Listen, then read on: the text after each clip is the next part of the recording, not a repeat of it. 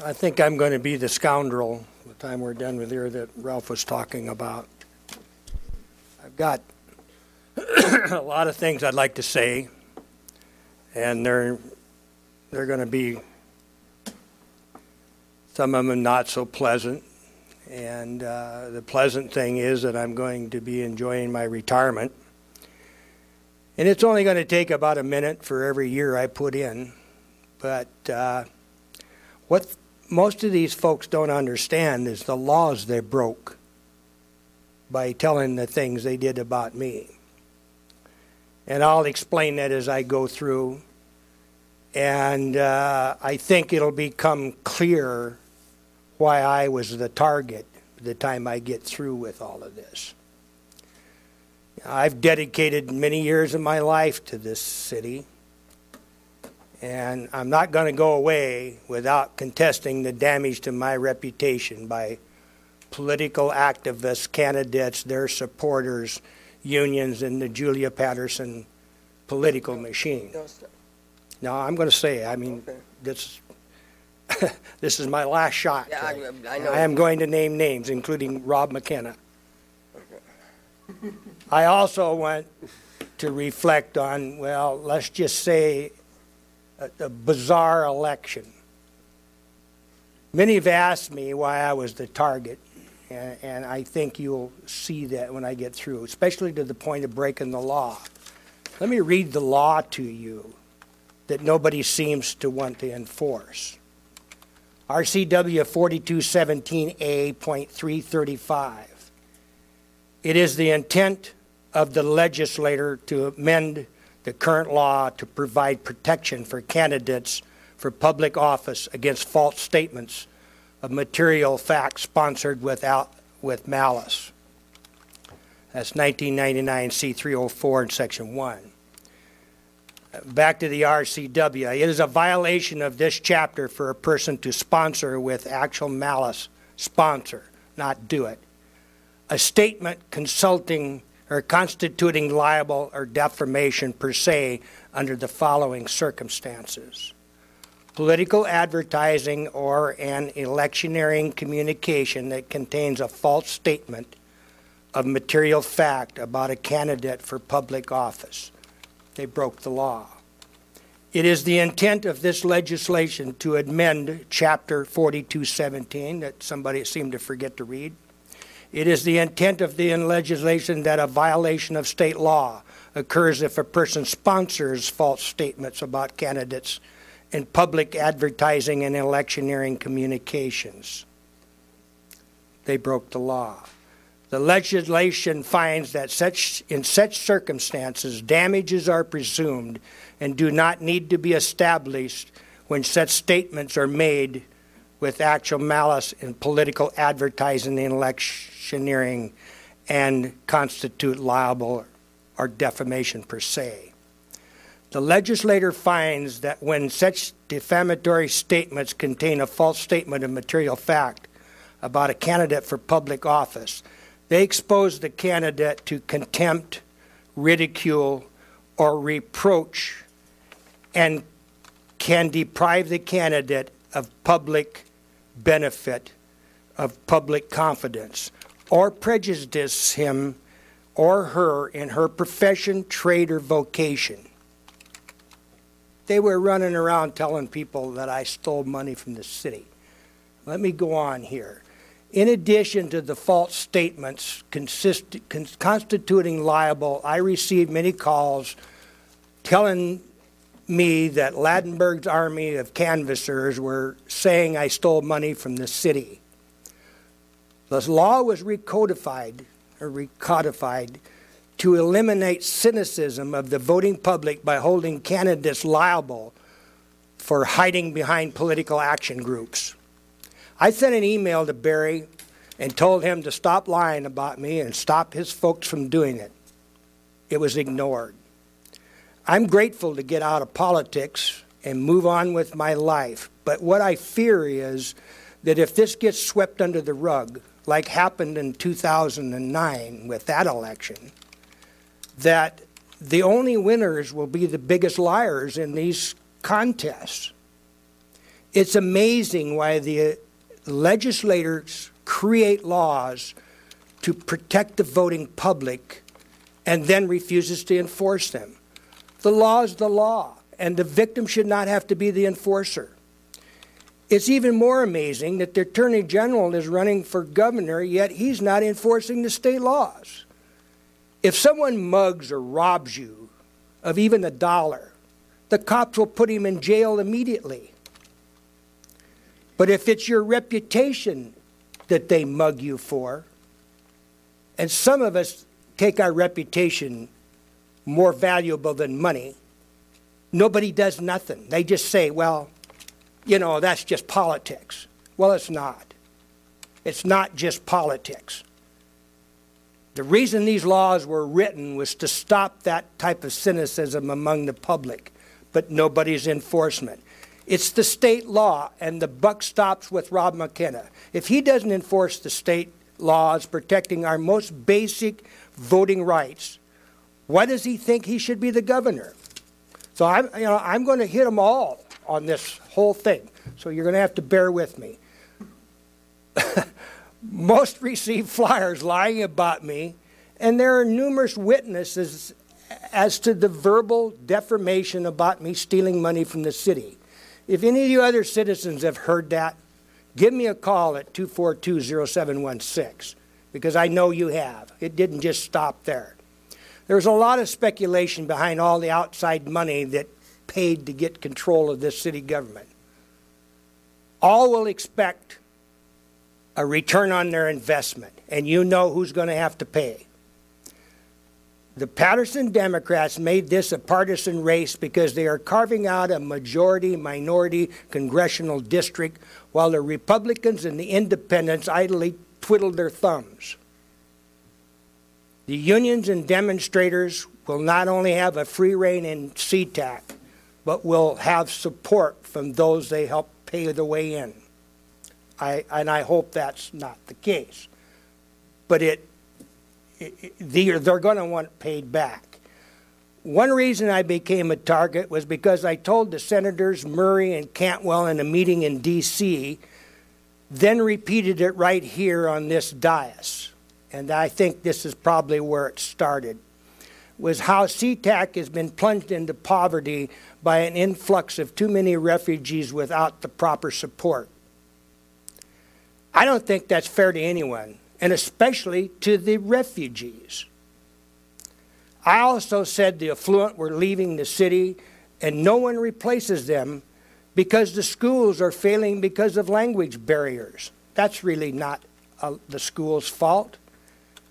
I knew speaking the truth would get the racist card pulled on me, and it did, with a letter from Mia Gregerson for the Democrats to put on their for the party on their post on their home pages. What I did not realize until recently was the magnitude of the big business and social programs that's involved with all this. In 2006, the federal government spent $42 billion for immigrants and refugee programs on housing subsidies alone. $17 billion of $42 billion was on food stamps. $661 million on discriminating lawsuits. Not hard to see why the nonprofits have gotten involved in our city politics, in local politics. I made a statement after the 2009 election that Julia Patterson was campaigning against the change of government because it was easier to push unwanted programs on the public by the county because the city manager didn't have to answer to the citizens like a mayor would. Well, it's no wonder she came to my house with lasagna and wine and dined and with me and pretended to be my friend. She also promised she wouldn't get involved this next time around. Let me tell you how that's worked out. She has both her husband and her daughter working for the city, and now she has the majority of the council, neighbors of hers, progressives and liberals, to run the city. And if you think that a strong mayor has too much power, wait until a weak mayor has all of the council members or the majority of the council members on the same agenda. Will have more power than a strong mayor. The whole thing is a progressive dream come true. You can ethnically and socially engineer a community by concentrating everyone in one location without proper funding. And that's not fair to the people they're doing this with. And that in turn creates poverty, which encourages them to have more government programs to combat poverty. It's perpetual. There are other reasons. There's people that live on Angle Lake in million-dollar houses that are paying way less taxes because the property values in the city are artificially depressed. The new council, I'm assuming, will make up for some of this with B&O tax and utility tax, and hopefully it's delayed because to prove me wrong. But rest assured, there will be new taxes. Some of the longtime union members need to know that politics trumps true unionism.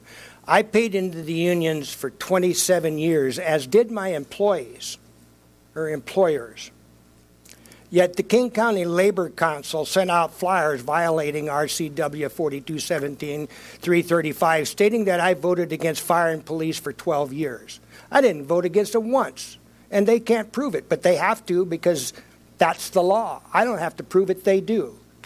I never voted against them once, let alone for 12 years. They damaged my 40-year pro-public safety reputation, and the law says they got to prove it. Contrary to other insinuating lies that was brought out on me, I always supported the YMCA, and in conjunction with Frank Hansen, he was the mayor at the time, felt it was our responsibility to the taxpayers to stall a vote to entice our neighboring cities to donate more money to the Y because it was regional, even though the city of SeaTac was footing most of the bill. The real beef in this was because I said they wanted to give $1 million away for life memberships. I said, wait a minute, we have a human services programs. So I warned that it would be an illegal gift of public funds to target this to one section of the citizens. And I successfully advocated that we send it out to the whole city as passes, which in turn would help them get more memberships. By sticking to the taxpayers and the law, it was engineered to not only punish me, but to turn the voters against me.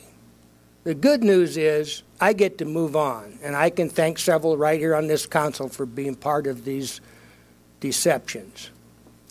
Saying I spent twice as much money as the other council members was also a lie. Even if you took the biggest number that they picked, which was when I was the mayor, it wasn't double. They based it on 1 year while I was the mayor and paid for a council retreat on a lot of the expenses on my credit card.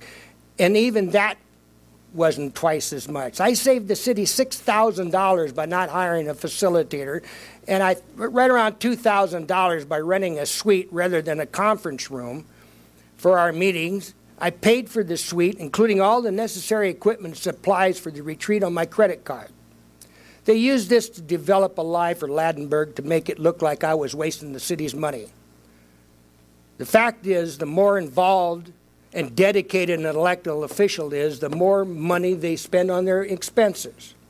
Of course, nothing was mentioned that putting the city ahead of my business for years personally cost me many times more than other council members. I have some good friends in the fire department that I may lose after I make these statements. But it needs to be said because everyone else is afraid to. Elected officials know that the IAFF is a political action group. They make no bones about that. That's on their homepage. They cajole and they lobby political influences via endorsements that is akin to what lobbyist Jack Amberfarm went to jail for. My first experience was in 1997. I was told at an interview by them that if you will promise us to vote for a ladder truck for $1 million and 14 more firefighters, we'll endorse you. I said, no, I'm not going to offer up the citizens money for something I don't know whether we really need or not. Well, the rest of that's history. In the last 2 elections, they've only endorsed people from Angle Lake that belong to Angle Lake or the Manor Shore or the Shore Club. I've read emails between Julia Patterson and John Gallup, the union president, back in 2009. So I know that our council members weren't the only ones setting up deals behind the scenes with the firefighters. Some of the positive things that's happened during my tenure started by spending months successfully convincing everyone to give up their legacy dream to build a city hall and buy this building. I fought for years to get a standalone senior center, but the way it was headed, I was happy to settle for combining with the community center. And then I only gave up because Darlene Thompson and John Thompson gave up. And we put it in the community center. I got on the design committee to fight for a first-class maintenance facility because many wanted to gut it to a shell of what it is today. I was a strong advocate for the Valley Ridge Park and was the mayor at its completion. Ask Kit Ledbetter, any of you, how much I worked on these 2 projects. I was an advocate for the Des Moines Creek Trail, and that's near completion. I was the first advocate on the 154th Street improvements to connect trails with the Sound Transit System, also near completion. I championed revamping the city's misguided code enforcement program, including getting 57 illegal liens removed from people's private property. At the same time, I got an amnesty program to clean up decades of old code enforcement violations and fines by achieving compliance. I stopped staff-initiated kangaroo court system that was being used without repercussions or council input to blackball contractors doing business with the city. I established an ad hoc committee to receive input from citizens and businesses that were recipients of decades of ridiculous bureaucratic and rules and regulations. That's still operating today, and I hope it doesn't die because some think they were treated unfairly. They were. But that is why we put the committee together. And there's a lot of issues other than parking that still need to be addressed, so I hope that continues.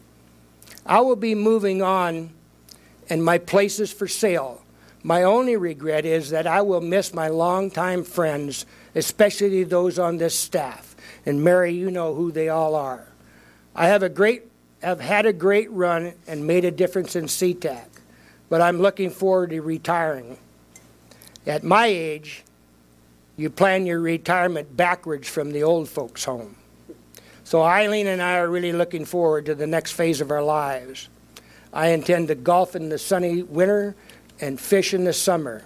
And I'd like to thank all of you who know the truth and has supported me these many years, and I wish you all good luck. And thank you for listening to all of the rhetoric. You don't have to believe any of it.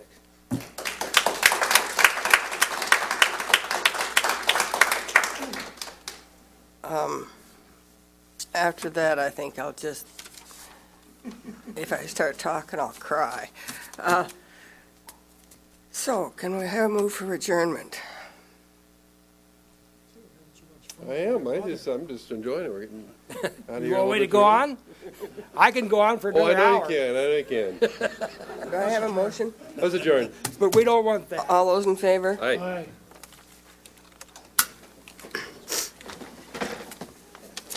let's see, we won't be what'd you look at me? What'd you look at back me? here before the birth of Christ, that celebration, and so I'm going to wish you all a wonderful time, or whatever. I think I missed that. Huh, I missed it.